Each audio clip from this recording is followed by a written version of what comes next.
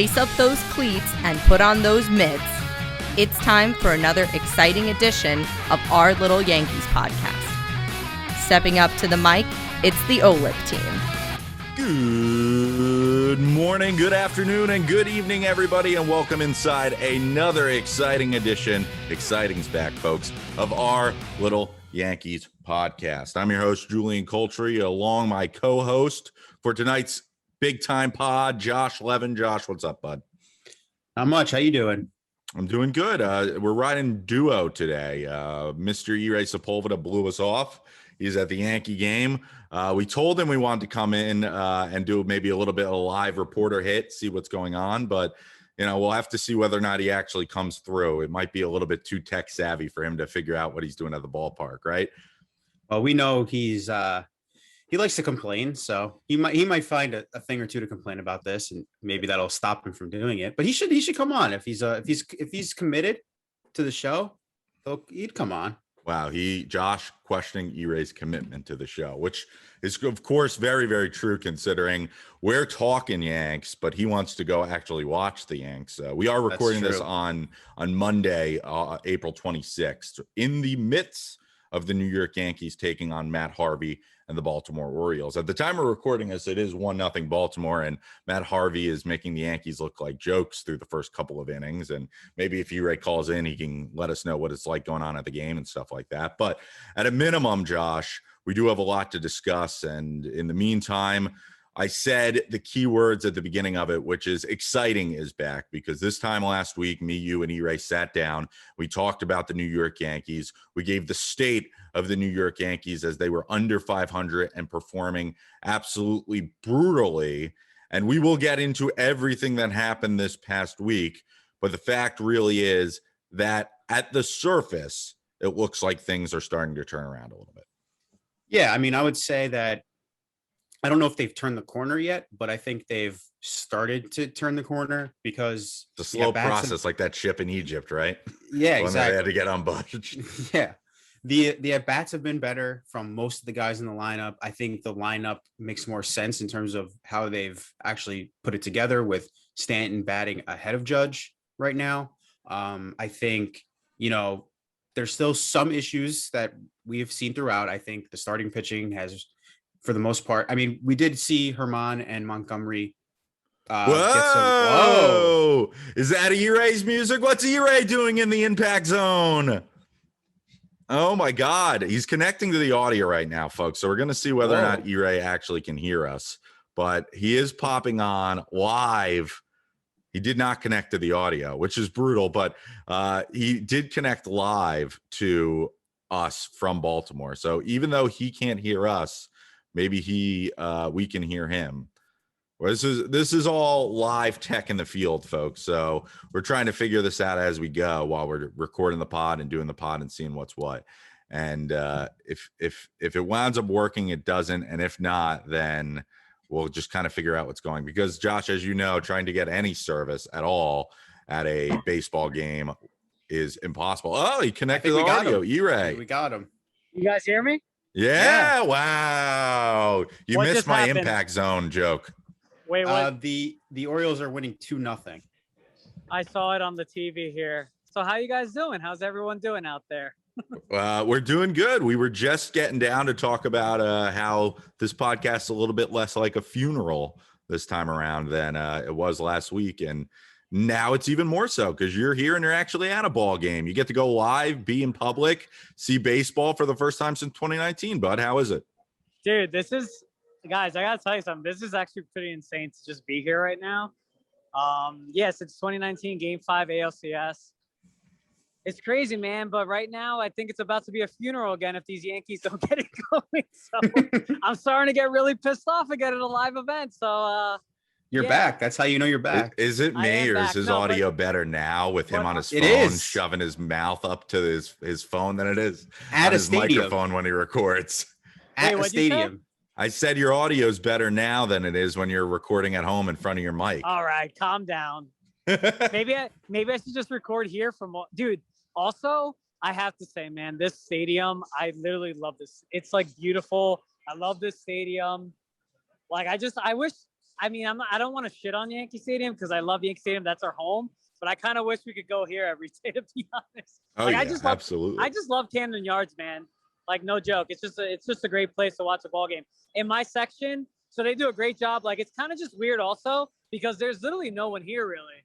Like, you do have like so much space between people. There's people from like New York here. Of course, it turns into Yankee Stadium when the Yankees come to town. But they were saying that like they went to Yankee games this year and that there's just so much more people, of course, and like it's kind of empty around us, but it's like full of Yankee fans. And it's just, man, it's just awesome to be back here in a live atmosphere. You know what I mean? Live game. I love it. I've been drinking, of course, a little bit. So I bought an Oreo doll. Yep. I bought an Oreo doll, $25. I love cute cuddly things, so I had to do that. But yeah, man, I'm having fun. Hopefully the Yankees can win, though. Did you get the soft shell crab sandwich? I didn't. Not today. Awful job then. Not yet. I went to a bar like near our hotel. Like it's a pretty cool strip of bars, and I did my first time indoor dining. Of course, I'm fully vaccinated, but just wanted to point that out there. Still taking the precautions, but anyway, it's still crazy, man. Like it's great to be back. I feel like I'm back, man. I'm alive. Yeah, we're alive. Baseball's back. E-Ray's back in the ballpark, but hopefully the Yankees offense actually shows up to the ballpark as well. They did get out of the inning. They did get out of the inning. So what a start, huh, for Debbie Garcia? Not great, but hopefully not what you want. Nope, not what you want. But ultimately, at the end of the day, 2 runs, as we've said all season, should not be enough to kill the Yankees offense. Go watch the game, bud. We appreciate you calling in, our little in-person correspondent. And next week next week we're gonna be going to the game, so we'll have to figure out when we're gonna record the pod. But we're gonna see what's what. We'll see you in person a week from now, brother. Enjoy it. Let me say one more thing. Yes, it's true. He doesn't get to end it. So. I'm sorry that you're getting a zoomed in on my face, but that's how it is, right? All right. Let's see. Absolutely. It was more like a zoom in on your bald head. Have a good show. Later, bud. Later, bud. Love you too. So look at that. E-Ray calling in, Josh, giving us a little bit of an update. It was like, I felt like we were like a real newscast right there, having a live from the scene. You never know what may happen on live, live video, live audio. Absolutely. I mean, we had a little bit of technical difficulties at the beginning, but we were able to work through it. We worked through it. Back to the conversation before E-Ray rudely interrupted you. That's right. He did. We were discussing how, at a minimum, it seems like things have started to right the corner for the Yankees. Yeah. I mean, listen, they won 3 out of 4 in Cleveland. They won 4 out of 5 in general before losing on Sunday. So that, those are great. That's what you want. That's winning baseball to a high level. There was things that we liked. I think it was nice to see the home runs finally come back. Yep. I mean, that was the one thing that was really missing. When you're struggling to get the big hit, like the Yankees had been doing for a lot of April so far, the home run can save you. And that's kind of what happened in the Cleveland games, those first 3 Cleveland games. So yeah, I mean, that was great. I think we're still waiting though for that breakout game where they scored double-digit runs, which we still haven't seen. And I think that's what I'm looking for when I'm going to say like, okay, this lineup, this offense is fully back. And to be honest with you, I kind of feel like it will start when DJ LeMahieu heats up, because he's the engine for me and he's still not quite right. And I think when he starts hitting, you'll start to see everybody else continue to stay hot or get hot. And then I really believe we'll be clicking on all cylinders from an offensive standpoint, and pitching is a different story. I guess we can get to that later, but yeah. That's how I feel right now. So I'm a little bit more encouraged than I was a week ago. I'm not ready to jump off a roof like I was 7 days ago. Well, it might not even have been 7 days ago, Josh, because the one quote I always seem to reference is a very famous quote from The Dark Knight. Harvey Dent winds up giving it, and he says, the night is always darkest just before the dawn. And for the Yankees, that night was extremely dark at the midway point of last week, specifically the Braves series, because yes, they won that first game in the Braves series, but they did it essentially without getting ahead. It was a gifted win. Yeah, it was a gifted win. They won a game they should have lost. Bases loaded, nobody out, pass ball, and a walk is what gives it to them. They still cannot get hits with the bases loaded. To play off your point about when you know they're right, that will definitely be one of the ways that I know that their offense is clicking too, that they don't just leave these giant, gaggles of men on base. But the next game was kind of where it all came crumbling down for them, because for the second game in a row, one of their guys who they are relying on to give them innings pitched pretty well. Corey Kluber goes 4 2/3 innings. He looked good in the first 4 innings of it. Then he starts to labor a bit, but the Yankees just didn't hit at all. And you say to yourself, hey, maybe if they had actually put together some offense, then, they might have been able to change the way that this game was viewed behind Corey Kluber. I don't think he's had a lead in any of the starts that he's pitched. And if he has maybe a 1 really early on, that first game that he pitched at Yankee Stadium, that might have been it. But outside of that, he hasn't really gotten a lot of offensive help. And then they didn't get any offensive help the rest of the night, and the Braves pretty much just piled on a couple more runs. They got one weak little hit at the end of the game, and I'm pretty sure they actually out-hit the Atlanta Braves in that contest despite falling in the game. So that really was one of the lower points of the season. And then it all came full circle in the game against Cleveland. That first inning, Domingo Germán, 3 runs. You have Gardner booting a ball in left field. You have Clint throwing the ball to the wrong place. You have Germán trying to get the double play and booting it while trying to throw to second because he can't hold on to it.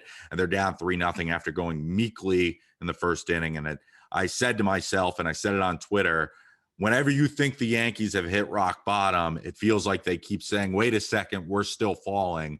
But that was it. That was the moment in which they finally hit the ground at rock bottom. Yeah, I think that was kind of, when we were watching that, it kind of felt like in the moment, it felt like that was kind of like a true telltale sign that this was not going to go well.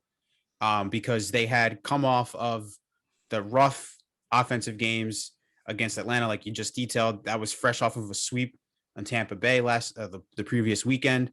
And then, they come into Cleveland after an off day, after the Gleyber Torres non-hustle at the end of that game against Atlanta. And they come out and they basically just lay a giant egg in the first inning, which was as bad of an inning as you can get, but it had felt like that had kind of been the norm throughout the beginning of the season. Bad defense, can't get out of their own way, can't do anything correctly. Yeah. And that in the moment when we were talking, if you watch that inning not as a Yankee fan, you would say to yourself, like, Jesus, I didn't realize the Yankees were this bad, even though we've seen it literally almost every game at this point. Exactly. And that's why I said that it felt like a telltale sign that this was going to continue and this was not going to go well. But you know what? The following inning, they bounced right back. They tied the game. And, from there, they won the next 3. So that was the first time they won 3 games in a row all season. So that moment, I don't know if that was the spark or what. Like, I feel like we get a little bit too, we try to get a little bit like, oh, well, that was the moment where everything changed, or that was that specific play was the spark that turned this team around, or this game around. I don't know about that, but I know it was finally nice to see them respond and pick up their pitcher after not helping him at all with their defense. And, Germán contributed to that too with the botched ground ball back to him. Yep. But my point stands. It was nice to see them fight, because I think we all felt that they had no fight. Yep, I agree. Absolutely. And I think that's why this is really, the best opportunity to talk about it. We're still trying to figure out ourselves when it comes to these series by series podcasts, but the Yankees really haven't given us a lot to talk about, because a lot of what they've done has either been losing series, and after that series against Tampa, they had one big game on Sunday. This was the first series down at the Trop, but they stunk the rest of it. The series against Toronto, they weren't good. They come home against Tampa, they lay a big egg. So it's been a lot of complaining, but for us here now, this big series against Cleveland, where you had Bieber versus Cole on Saturday. You had a night game on Friday in which the offense starts to unlock itself. The Friday game you just detailed, winning 3 in a row for the first time. I think that's a good point where, you know what, we can really sit down and look at these 3 games that they won and the series as a whole, because there were big things to discuss there and kind of dive into, you know, what mattered. So let's start with that game, because when the Yankees finally had their backs against the wall and they responded, they were able to do it, I would say, in a pair of ways that we have not seen them do. Number one was actually get high quality pitching from a starter who had a rough beginning, but was able to rebound to keep him in the game. And you know what? I will eat my crow, because when Armand gave up those 3 runs, and yeah, he was aided in part by the defense being terrible, I was the first one to tweet, he does not deserve another start. His character is not good enough to deserve it. Yep. And the way he has pitched has not been good enough to deserve it. And he's one of 3 pitchers this year, many of which have been Garrett Cole, to actually give the Yankees 6 innings of high quality pitching. 3 runs in 6 innings. It's a quality start, you know, so for the Yankees, especially because he only gave up 2 earned runs. So for him to rebound and for him to be able to actually go out there and keep the Yankees in the game, that was obviously more than the Yankees could hope for. It was exactly what they needed, because we have seen it where things unravel and then they really unravel to a point where you can't bounce back from. So for him to stop the bleeding at the 3 runs in the first inning and pretty much the next 5 innings kind of just coasts through, yeah, it was just what they needed. And, you know, with the offense scoring, what was it, 6 runs?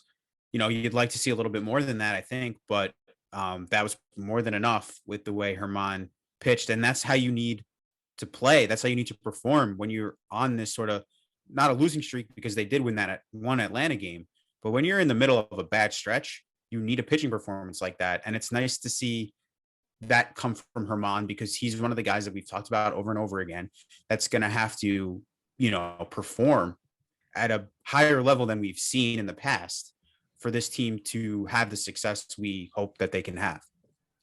The other aspect of things that kind of happened in that game was contributions from guys who really have been relatively quiet for most of the year. And the biggest name there was Gleyber. You mentioned the night before him having an almost embarrassing performance to the point where he didn't run out a ground ball that was an easy tapper. He just sort of put his head down and almost walked to first base.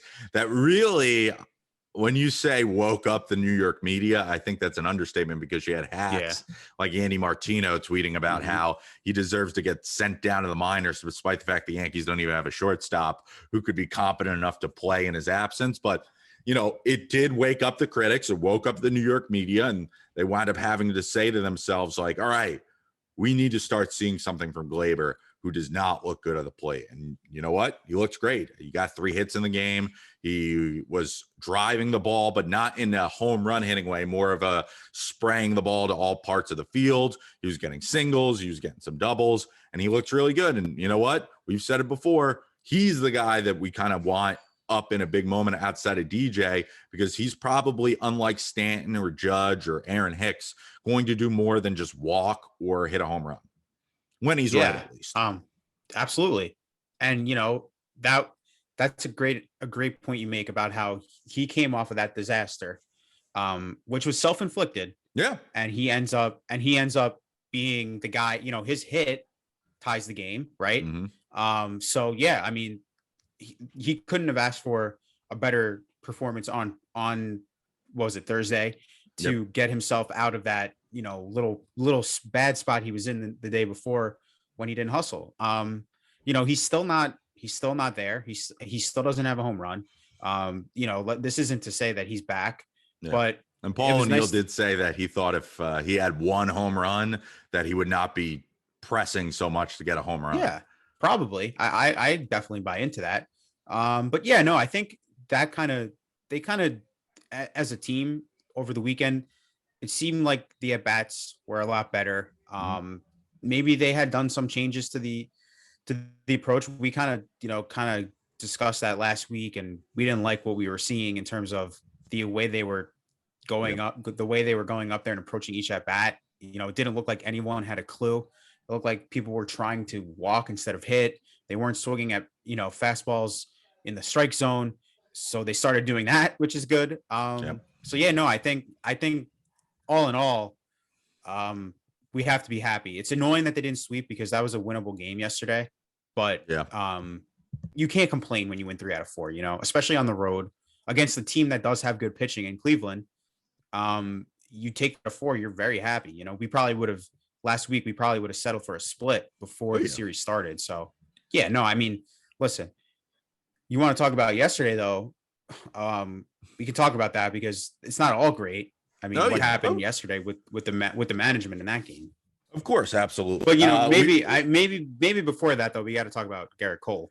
Yeah, well, let's start with game 2, and the reason why is because I felt like that's when the big guys started really to step up, and more importantly, we saw a lineup that now I think Aaron Boone is going to start to ride a little bit, which starts with Giancarlo Stanton in the 2-hole with Aaron Judge behind him, rather than what we've kind of seen for the entirety of Aaron Judge and Stanton's tenure together, which is Judge batting 2 and Stanton batting 3. And Stanton hits 2 monster home runs in that game on Friday. You had the same sort of thing happen with Montgomery, where he had a bad start to the game, and then he's able to rebound and pitch halfway decent for the remainder of the contest. And offensively, the long ball helped them in a way that we have not seen them be able to do. And it started with that game on Friday night.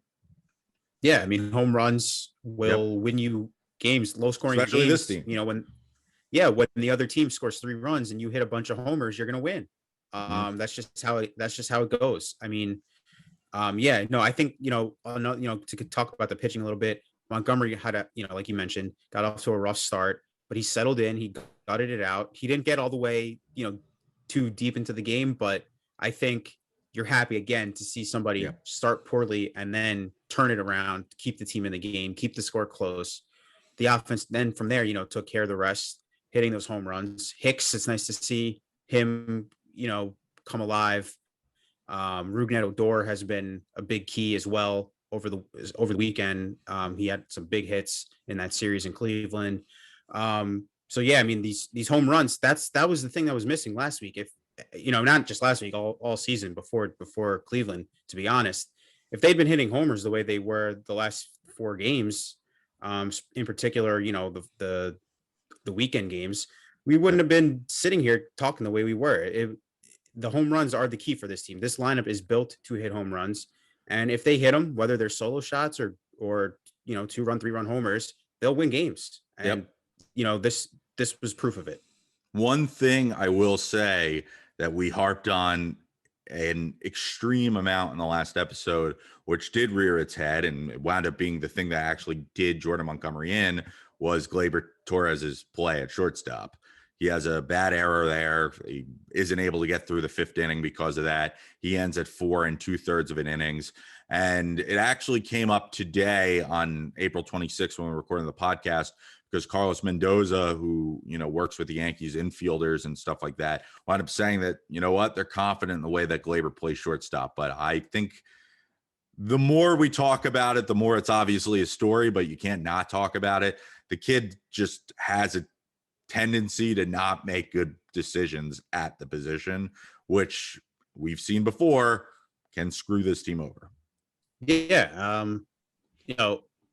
We've been saying this for a long time, that it doesn't seem like he's a shortstop in the major leagues.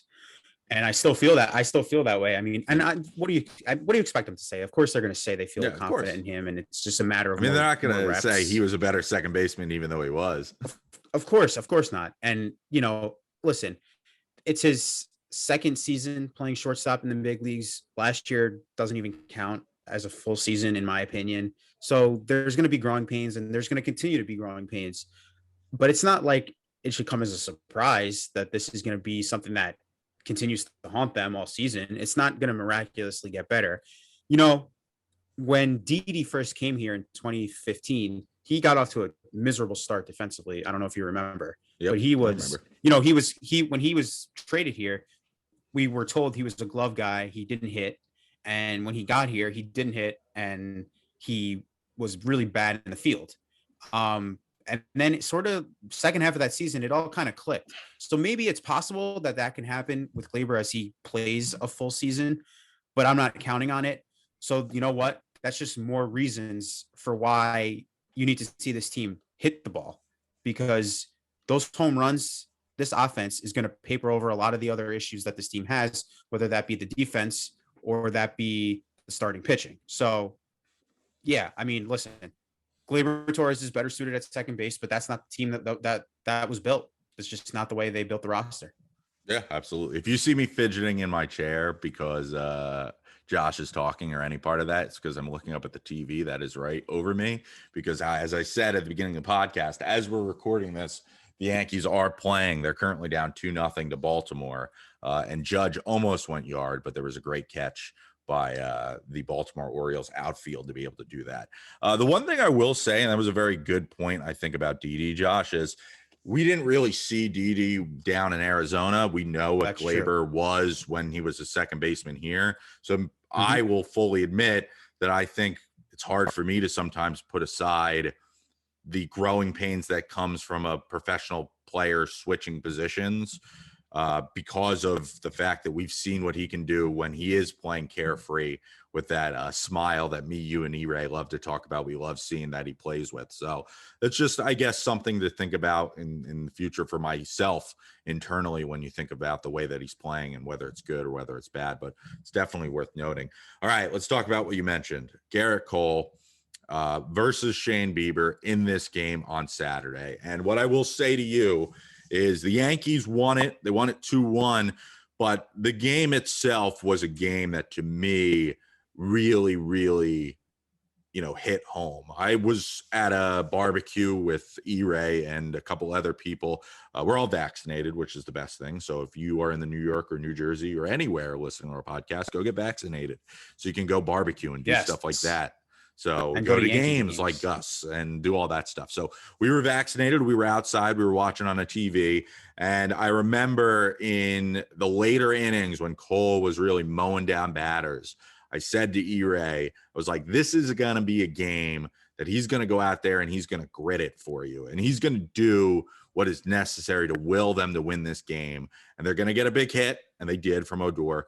And when you see this team win a World Series, if in October they're hanging back there and they're doing their thing and they're watching the DVD, this is going to be one of those games that the narrator says, and Cole went out there and dominated and gave them, 6+ innings and struck out 11 guys and just looked fantastic. And that was what turned the season around, because they won 15 of their next 20 or whatever it is that they would say in the DVD montage. And you know what? It came to fruition, and the Yankees looked unbelievable there.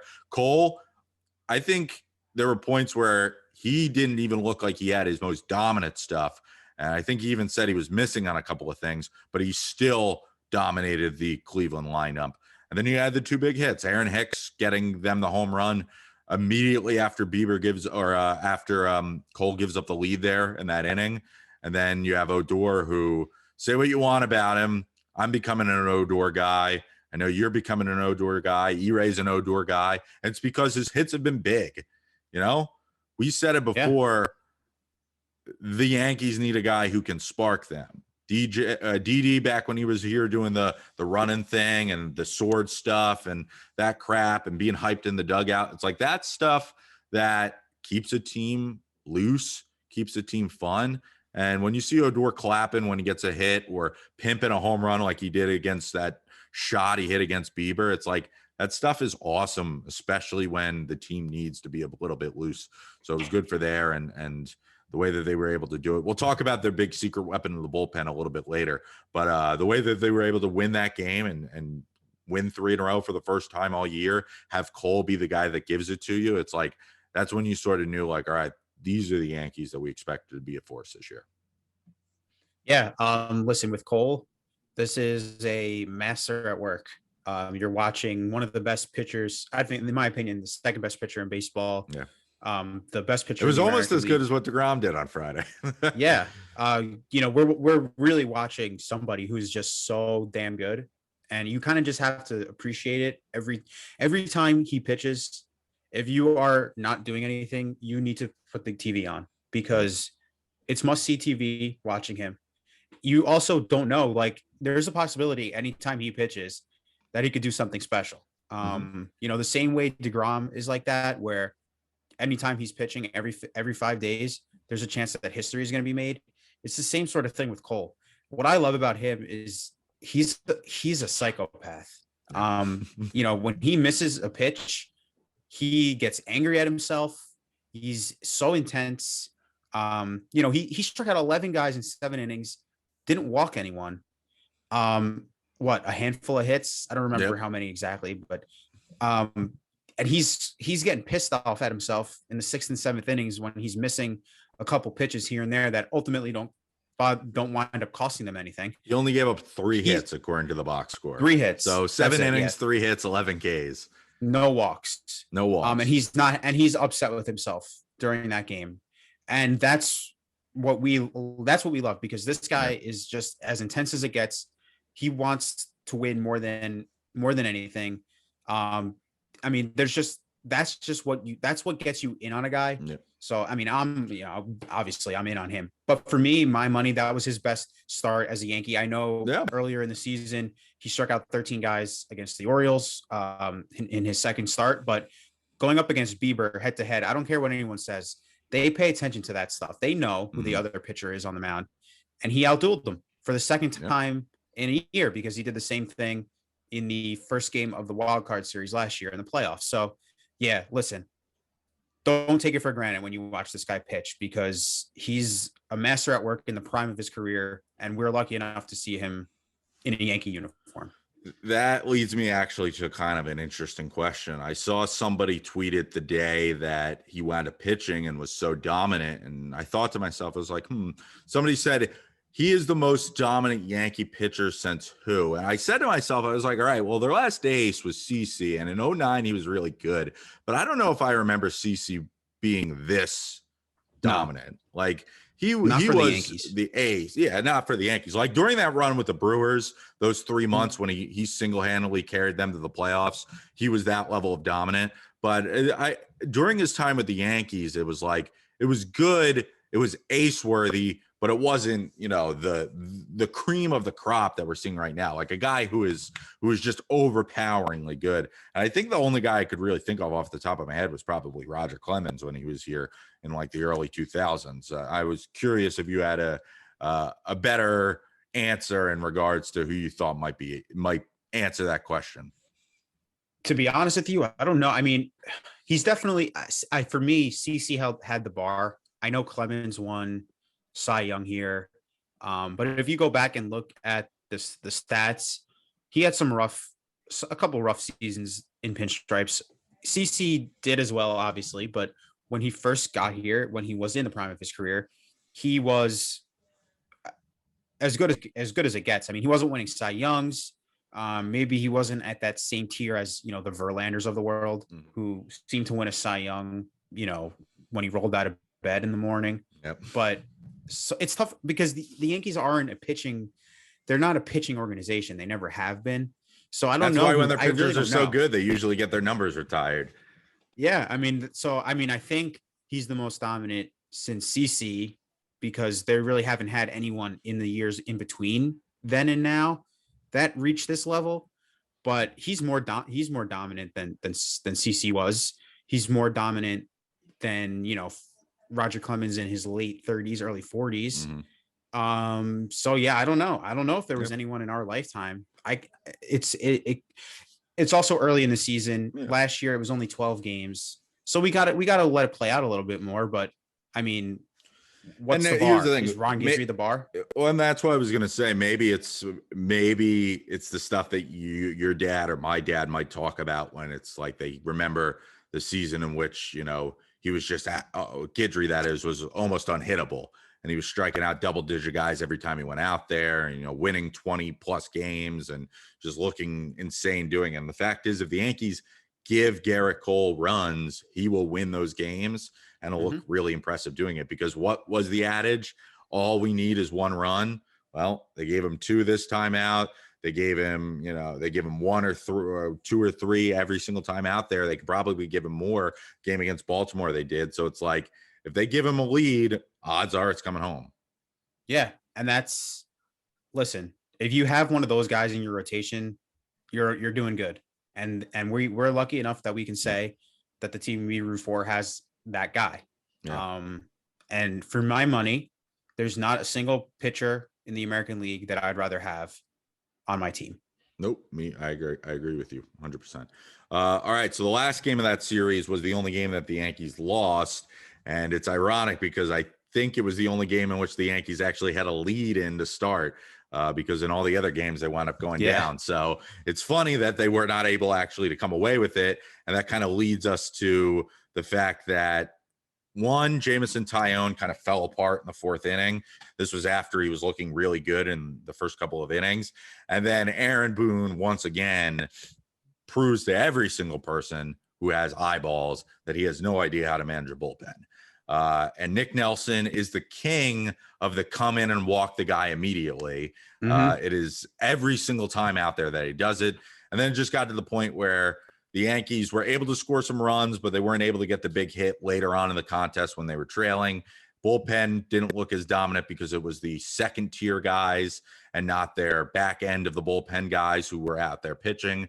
And so rather than getting a sweep that really probably would have fueled you for the week ahead, you win 3 out of 4. Can't complain. It is what it is. But for the Yankees, that's more than anything, I guess you could say. Yeah. So with Nelson, I mean, listen, I think I like him, to be honest. I like his arm. I think there is a good pitcher in there somewhere. I just don't think we're there yet. I mean, we're clearly not there yet. And they keep bringing this guy in high leverage situations. He comes in games that are tied or close. He comes in yesterday down a run. He does an opener with no notice. Yeah, he throws an opener, which when you think of it this way, an opener, he's pitching a 0-0 tie game, and his task is to face the top of the lineup for the other team. So you're asking this guy to pitch against the other team's best hitters in a tie game, even though it's the first inning, and that sounds weird to put it that way. That's still the truth. He said that Boone literally called him like the night before and was like, "Hey, tomorrow you're the opener. If you're going to use an opener, don't call your opener the night before when he's never done it before." And then he's like, "Oh, well, I wasn't really comfortable doing that." All right, well, maybe if you had known 3 days before. So again, the ineptitude of Boone managing the bullpen. He has not gotten better since 2018, and we all know that. So last week when Boone was interviewed on WFAN, it was on Thursday before the first game against Cleveland. He was talking about the opener decision with Nelson, and he was saying how basically the reason why they chose to go with Michael King as the bulk guy is that King had done that earlier in the season. He came in relief. He pitched those 6 brilliant innings. And Boone said that they felt comfortable with that because King felt comfortable coming in as a reliever. But that doesn't mean that Nick Nelson feels comfortable starting a game, which clearly he did not. But it was interesting the way he put it, whereas like he said, we wanted to start with somebody who didn't have the bulk option and then back them up with the bulk guy, someone who can give them 3-4 innings. It's a weird explanation, and it kind of leads you into this situation yesterday where, if you're thinking about it, it's the 4th inning, 5th inning. It's a little too soon to bring in your Chad Greens, your Justin Wilsons, your Darren O'Days. So you want to go with one of those middle relief guys. Nelson was an option because they probably knew that they were going to send him down after the game yesterday for Davy Garcia, who's pitching right now. And they also had Sessa, but they chose to go with Nelson first again before they chose to go with Sessa. Sessa is another guy who can give you multiple innings, who's actually been very good for a couple years now. Yep. Where the Sessa it's a baffling decision. It's a baffling decision that cost them the game yesterday. I know the offense didn't do anything after the 3 runs, but Nelson comes in, walks the first guy he faces. The lead is gone virtually in 30 seconds. Yep. It's hard to bounce back from that. And then he doesn't keep you in the game. He comes in the following inning and doesn't keep you in the game. It's just frustrating to watch because it's not even as though it's a second guess of Boone. it's a first guess. You say it as soon as you see Nelson coming in the game. What's he doing here? Yeah. He's just not ready for these situations. He's proven it time and time again. It reminds me of the way they used Loaizaga last year and the year before. This is a guy that they believed would be a key part of their bullpen in the future, which he is now, and we'll talk about that. But he wasn't ready for those spots in the previous seasons, and it seems like that's how they're using Nelson now. I'm happy he's been sent down to the alternate site because at this moment he's not a major league caliber high leverage reliever. Yep. Hopefully, when eventually we'll see him back. Hopefully, they've learned their lesson and they do not use him in close games because he's not ready for that yet.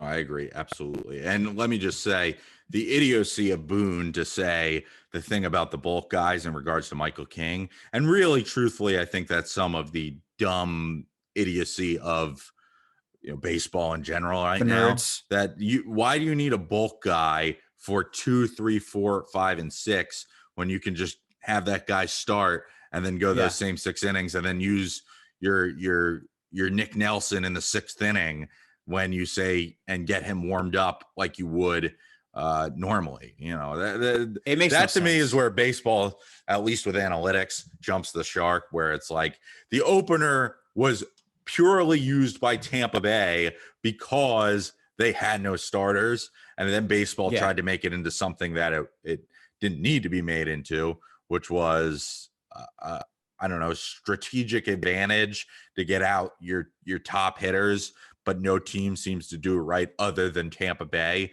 who of course only do these things because they're incredibly cheap. They do things that they do things out of necessity. That's why they do it. The Yankees shouldn't be doing things like this when they have Michael King, who is a starter, Davy Garcia, who was waiting at the alternate site, but no, they had him throw 70 pitches 2 days before they knew they were going to need a spot starter. It's things like that that drive you nuts. One inning and then put Jay Happ in. Yeah, it's things like that that drive you nuts, and it's like, why are we doing this? Why are we getting cute? But listen, back to yesterday. That's a game that you hate to lose because you were up 3-0. You felt like Tyone was looking better, and he did look good in the first 4 innings, but he tires out. He struggles. He really struggles in the 4th and 5th inning. It seems like every start. And I think that's just a matter of him. He has to get over that hump of the range that he's been in, around 80, 85 pitches. He just has to get over that hump. But I still like what I see from him too, honestly. Yeah. But I see more from Tyone that I like than I do from Kluber, at least so far. The one thing to keep in mind with Tyone is not only is he coming off the Tommy John, but he's learning a new way to pitch with the elevated fastball high in the zone. He hadn't done that before in Pittsburgh. So you have to be patient with him, especially. And I like what I see. I think there's a lot there that, could end up working out for the Yankees. But it's more about now just putting it together for 5 innings, 6 innings, rather than 3, 4 into the 5th. And hopefully, this is something that Boone can learn from in terms of the bullpen. You go to the better pitcher. Just when you have, if your options are Nelson and Sessa, go to the guy who's better in a game that's 4-3, very winnable. You want to keep it close, go to the better pitcher. It's pretty simple stuff. Yeah. And it's funny if you really think about it. I will be curious, and it's something we can look at this year to see if his trajectory with going back and forth of learning new stuff, Tyone, that is, kind of is similar to what we saw with Garrett Cole when he went to Houston. Because I have to look up, and I might do it whenever you make your next point, what the first couple of games looked like for him when he went down to Houston, because obviously his final line in that first year back in 2018 when he went there, he pitched 200 innings and he was really good. 300 strikeouts. Yep, he wound up having 276 strikeouts, 200 innings. He had a sub-3 ERA, so he was very dominant for them. And he was 5th in the Cy Young voting. I think that was actually the year Verlander won it, right? So he was really good. Actually, it might have been the year Kluber won it. It was, so he was really dominant, but I'm curious if those first couple of starts were maybe a little bit more labor intensive. Maybe he was also struggling to find it, because think about it. They come from the same team. They were both Pittsburgh draft picks. The only real difference was that Cole didn't have that, injury history that obviously comes along with JMO. So we'll have to see whether or not that, can have any correlation or whether it does. But, while I do that, let's dive into Jonathan Loaisiga, because you brought him up, and for the New York Yankees right now, he is their most underrated player so far to start this year, because unlike Chapman, who is your closer, is the big name and has really just made people look nauseating against him because of how good he's pitched, Loaisiga last year, when they used him, struggled. We talked about it before. Yep. You heard E-Ray mention it on past episodes of the pods. You've mentioned it on past episodes of the pods. His stuff was not good. He had a 3.5 ERA last year in 23 innings pitched. Yeah, he had the strikeouts, but he walked some guys. He had a lot of ground balls. He wasn't always that valuable. His value, at least as far as a pitching player was concerned, was not always that high. But this year, he's been virtually unhittable. He has pitched 13 innings. He has 13 strikeouts, so a strikeout an inning. He's seen action in 9 games. He's a 1.35 ERA and a sub-1 whip. So he's not walking a lot of guys. He's not giving up a lot of hits, and his pitches just look absolutely disgusting right now. That's kind of what we all envisioned, I think, the first time we saw him pitch. You could tell the arm, he had a live arm. There was a lot to like.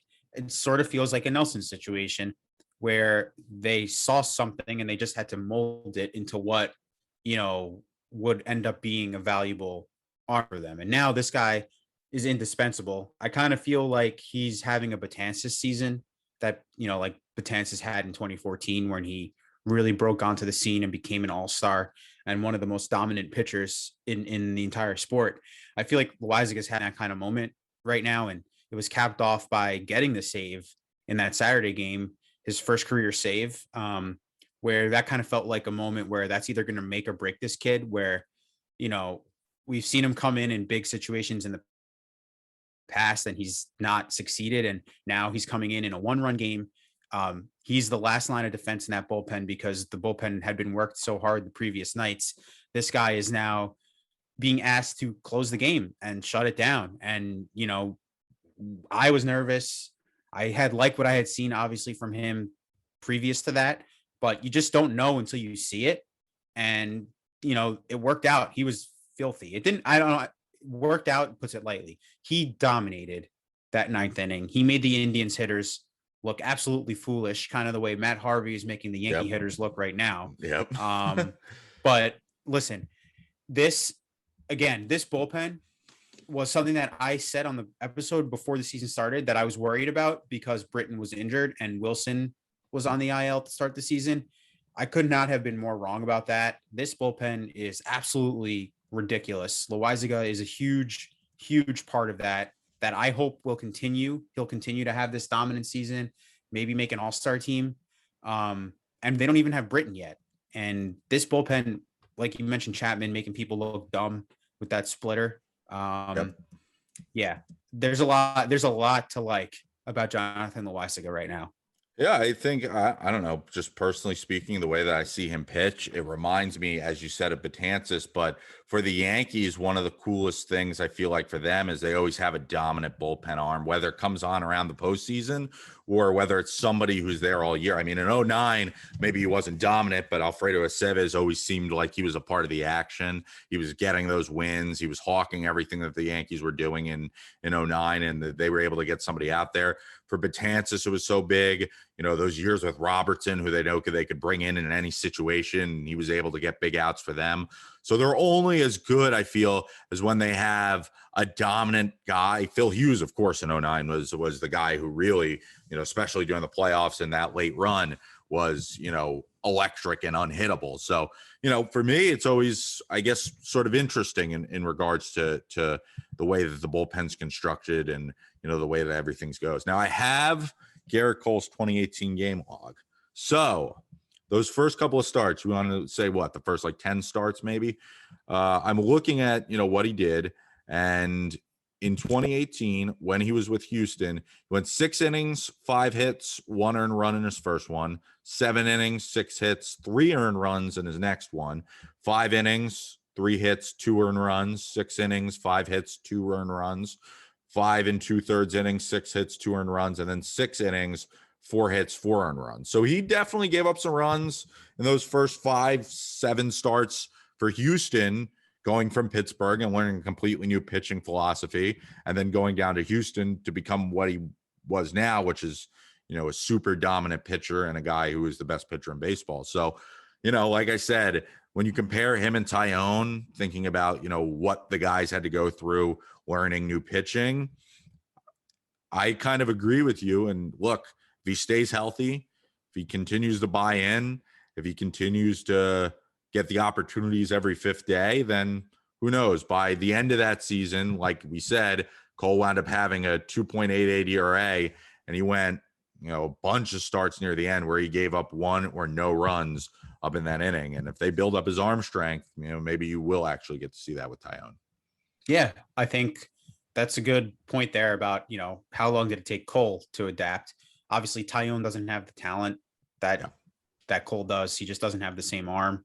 And he's also coming off an injury, so it's a little bit different. But I think I like the, it's helpful to look back on history and say, like, okay, this guy did a similar thing, and it took him a little bit of a little while to buckle down and to really settle into it.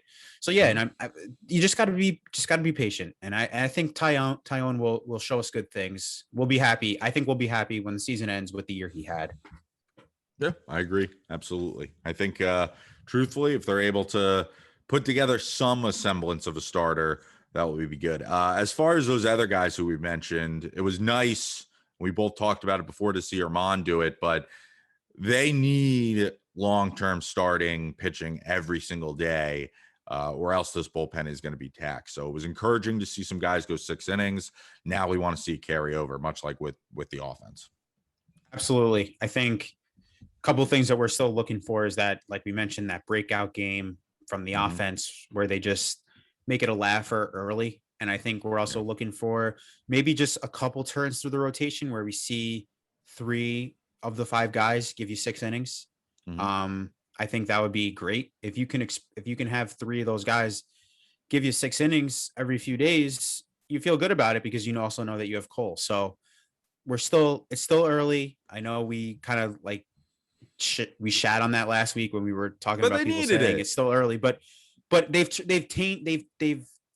they've gotten back on track to where a sweep of Baltimore gets them, over 500. So I think we're right where we want to be at this moment in terms of, flying in through the rest of the spring into the summer, not worrying about, is this team a playoff team? I think we're getting to that point now. But let me tell you something, this game that's going on right now is not making me feel great. I will say that. And we've been ducking in and out while watching it, but for the majority of this game while we record, it has been Matt Harvey looking like he did with the Mets back in 2012 and 2011 when he was going out there and dominating teams. Because the Yankees currently, and we're recording this in the evening, so the game has been on for about an hour and a half.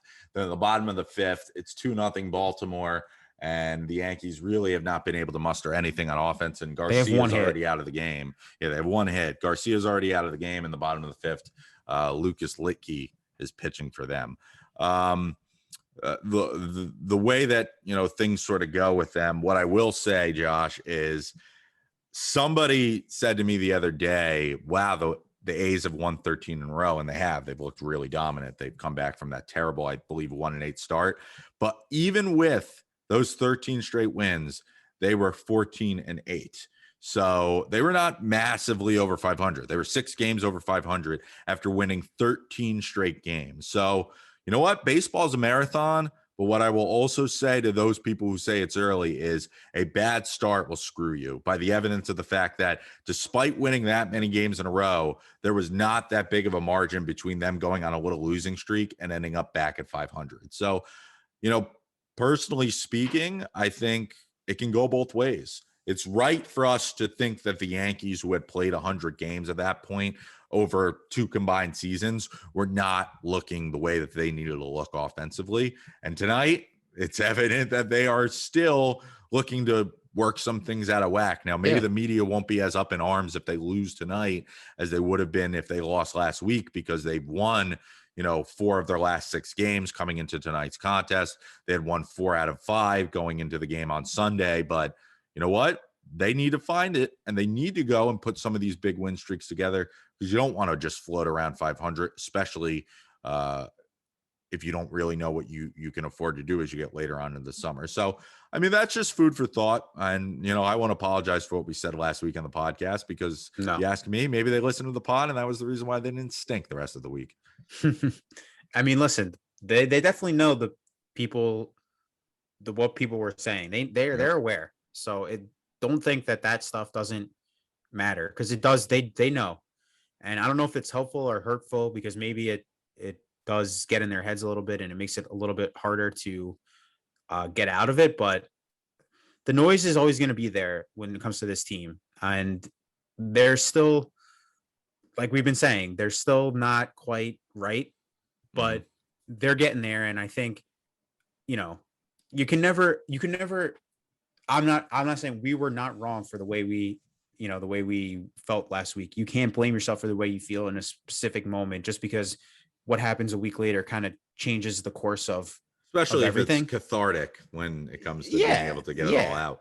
Yeah, exactly. And listen, a lot of the points we made last week are still valid today. So especially in this game right now, they won some games, which is important. That's, at the end of the day, that's the main thing, is to win.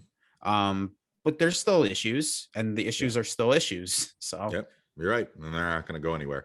We'll look ahead real quickly to what they have the rest of the week, and we can kind of put some, final points there before we wrap things up and get to watching the game to see how this one ends.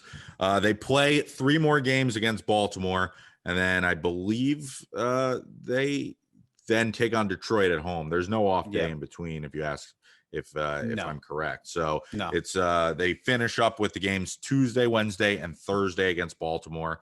I believe, if my knowledge serves me correct, they'll have Corey Kluber on the bump for Tuesday's game. Then they will have Jordan Montgomery for Wednesday's game. I think Herman and then Montgomery. Herman and then Montgomery, with Garrett Cole going Friday at the stadium, unless they decide to flip those two because they want Cole on everyday rest. But I digress. They play Detroit, and then they play Baltimore. These are 2 teams they should beat. They should win this series against Baltimore, and then they should easily be able to win against another terrible AL Central team in Detroit. So, look, offensively speaking, you want them to wake up, especially when they get home later on against Yankee Stadium. But 2 hitters ballparks, 2 opportunities for them to get some hits, and for the pitching staff, some weak lineups to be able to navigate. I want to see Corey Kluber build off of the good start he had last week when he faces Baltimore tomorrow. I don't think it's too far out of the realm to say he should be able to go 6 innings if he gets a lead and pitches well. So those are some of the things I would really like to see. Herman build off of what he did against Cleveland, against this Baltimore offense. Montgomery, same sort of thing. Get some good pitching and continue to build up as you get ready for May, because little do we realize, May is next weekend. So it's going to be here and right around the corner. I want to see the 7 games they have against Baltimore and Detroit, 5-2 at least. I'll be happy if they go 5-2. Anything put them at 14-14, they would be 500. Anything less than that, I don't think I'm going to be happy about, because of the competition that they're facing. So these are 2 teams that they should be able to really beat up on. So that's what I'm looking for. And we talked about it. I think it was one of the early pods that we talked about it here. Back when they won those 100 games, at least the replacement players, they feasted on crappy teams. And so far, they won their first series against Baltimore. They won it 2 out of 3, so you get a series win there. They won against, we can say it, they're not really that good of a Cleveland team. Offensively, they're just as bad as the Yankees are. As DJ hits into another double play. Nice. So offensively, they've won just as much as the Yankees have, and pitching wise, outside of Bieber, they don't really have a great sturdy rotation. So they've loaded up on that, and that's why they really have to be able to win these series against Baltimore and win these series against, like you said, Detroit.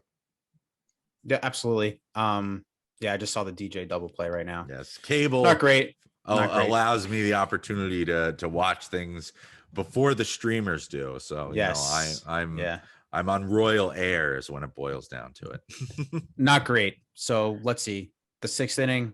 All right, they're down 2. They still have plenty of time to win this game, but not looking good at the moment. But yeah, no, 5-2 for me minimum. The next 2 series, this one and the next one. Don't tell me what happened. All right, I won't. But I'll see it in 3 minutes. You'll see it in real time, and then he'll be able to say it, and that's what we'll end the podcast with. You'll be able to see whether or not you saw something interesting. So it is Stanton with 2 outs, regardless of what happens. So Stanton is up right now. He ripped a double down the left field line. It's a Mike Francesa play-by-play right there, Josh. Yeah, there you go. I'm not supposed to give play-by-play. Okay. So Stanton 2-out double. All right, we'll see. We'll see. There you go. But we'll see if they drive him home. And I will just say this, because you hate Stanton, and I love Stanton, and we're the yin and the yang of the Stanton club. He swung the bat pretty good the last couple of days. He's hitting the ball really hard. I like him batting second. Me too. I also think people are afraid of Aaron Judge. That's what I was going to say. Judge behind him. They're getting Stanton some more pitches to hit. This makes sense. It's always made sense to have these 2 guys together in the lineup. I never understood why they always wanted to break them up. These 2 guys batting one in front of the other, whichever order they end up ultimately going with, makes the most sense. So I'm hoping they ride this out. And yeah, a lot of good signs from Stanton. His average is still not where you want it to be. It's under 200. But I think watching him tear the cover off the ball is always fun. And I think he had like 117 in a couple of games, a 120 mile per hour exit velo. Yeah, I think that was yesterday. What I will say is I like him actually in front of Judge, because I think we've said it before. Optics wise, it's a lot worse when you have Judge get on base, which he always seems to do, because they even talked about before. He might not be getting a lot of hits right now, but he always walks. As opposed to Stanton, who's always going to really be a guy who's a big high flyer and big swinger. So, personally speaking, I'm all about the opportunity to be able to see the Yankees, have their big sluggers going back to back and do what they need to do to be able to, get a little bit of action offensively in the lineup. And, it's ironic that we got to talk about that a little bit, because especially here, as the game starts to flow and we get to see these 2 guys come up to bat and be able to do exactly what, we hope to be able to see them do. Which is Judge ripping another double down the left field line to score Stanton. So it's 2-1 now. The only thing is I always worry when I see Stanton run, because I don't know if you saw the camera angle of him like huffing, I whenever he runs, I'm always like, please God, get this guy on a bike so he doesn't blow out his damn hamstring. But hey, it's 2-1 now with the Yankees with a man on second. Why don't we you want to watch a little bit, see if they get anything from this inning? We can do it. I won't say anything. We'll keep the pot a little bit longer, and then we'll see what happens, because maybe we'll tie it up with Hicks here. Yeah, so right now I have the meeting on the mound, the pitching coach coming out to talk to Harvey. So let's see. They're gonna just have the Odor. So I'm ahead of you. I won't react at all. So that way you can see it in not real time, but you can see it in stream time. Yeah. But Odor's up, and he's been awesome as a lefty.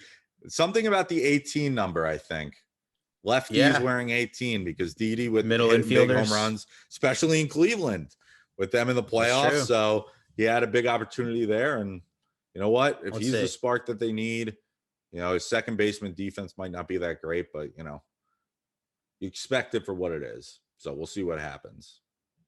It's weird to say, that in this situation right now with the Yankees down 1, the tying run at second base, that a guy you want up is Rougned Odor, who wasn't even on the team in March.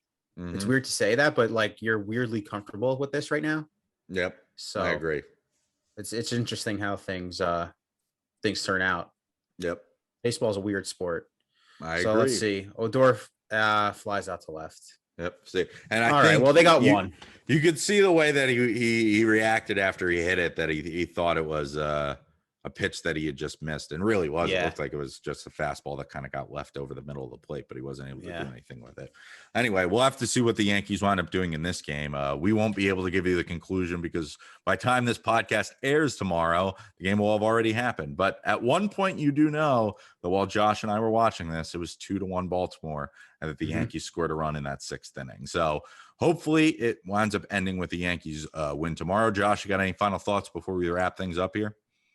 Just want to wish Aaron Judge, who just had that RBI double, a happy birthday. Today's his 29th birthday. So happy birthday to the Judge. Yeah, happy birthday, Aaron Judge. We're very excited about it, and hopefully they give him a win for his birthday. He already has an RBI for his birthday, but I'm sure he would want that win as well.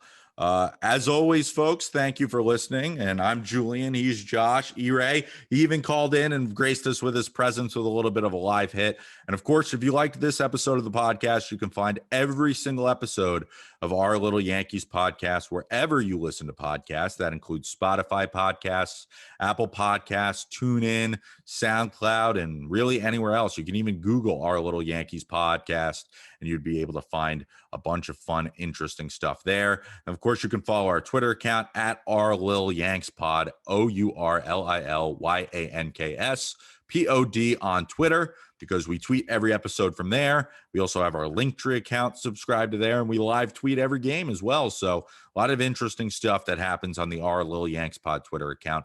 And then last but not least, our YouTube page, in case you want to see our beautiful faces and what we looked like while we were recording all the podcasts live and in the flesh. For Josh, I'm Julian, and E-Ray as well. We'll see you next week, folks, and go Yanks.